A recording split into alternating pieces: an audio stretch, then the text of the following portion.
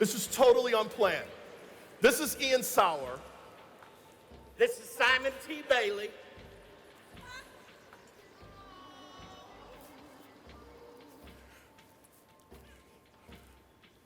When I dropped out of school and I was looking for a job, I did go back to school, got my undergrad, got my master's degree.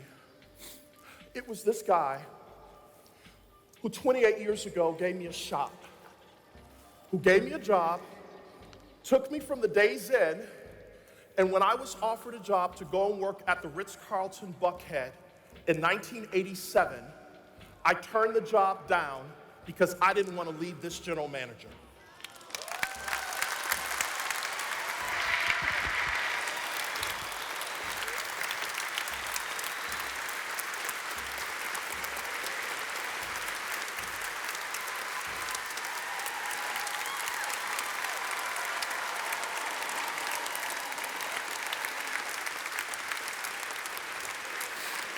Y'all have to excuse me. Y'all have to excuse me. But it was Ian Sauer who took me from the days in to the comfort in.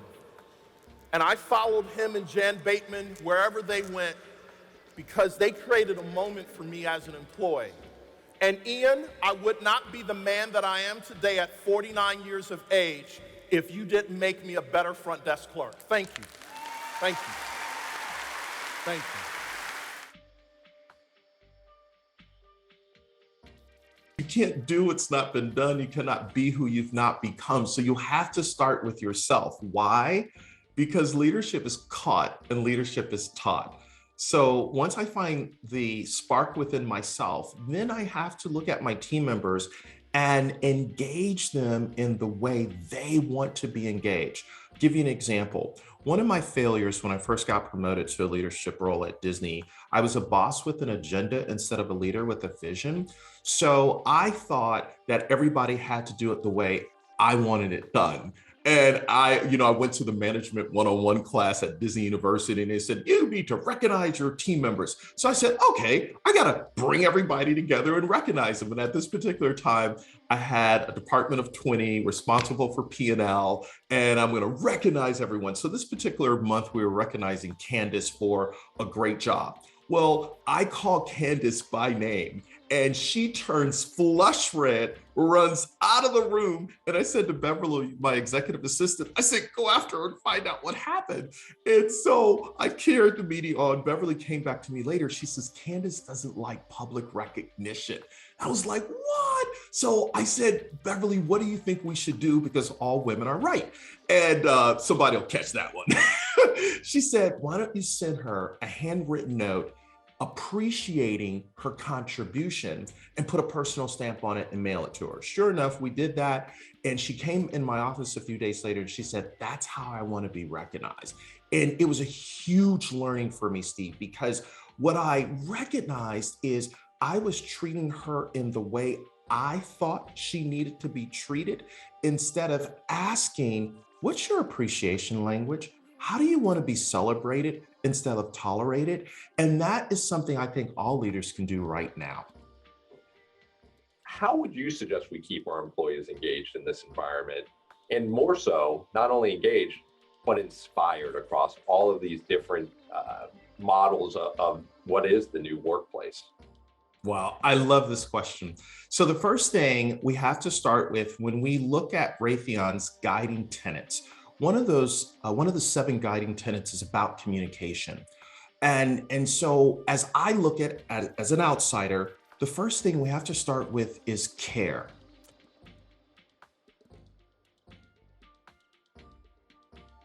We have to really begin to look at leadership, because it's one thing to bring men and women into an organization, but who is the manager or leader that they're working with? And here's why this is so relevant right now.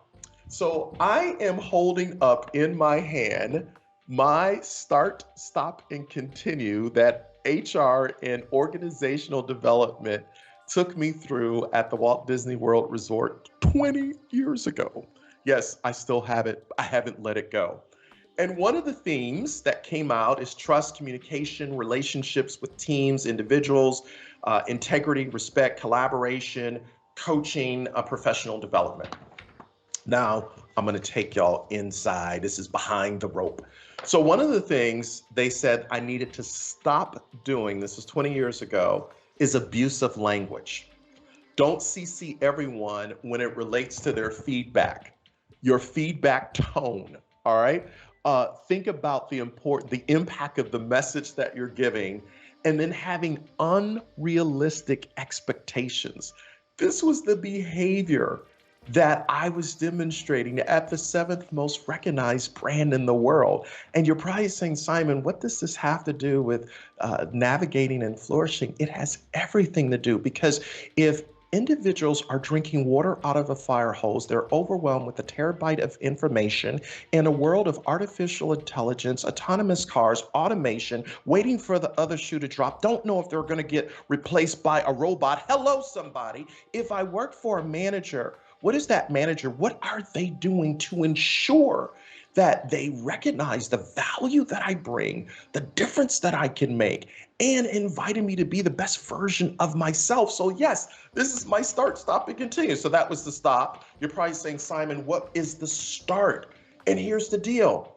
Be a cheerleader. That's right. They said, can you be a cheerleader for other people? Be motivating, be inspiring, recognize us.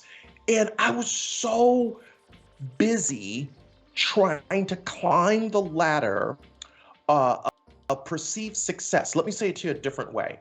I get promoted the second time into a leadership role, and I was focusing on vertical ascension instead of horizontal connection. And right now, navigating and flourishing, people are concerned. Do I still matter? Do I still have value? Does the organization see me? Am I going to make it? Hello, this is real. Microsoft, in their work study index that was just released, says that 61% of managers during this time thinks everything is okay. They are comfortable with the status quo because they're working in a house, or maybe they've gone to their second home and it's all good for them. But 38% of employees on the front line do not feel great about where they are right now because they're living in a place where perhaps they've had loved ones that have had to move in. They have spotty Wi-Fi. They perhaps have to get on public transportation, and they are concerned about their health.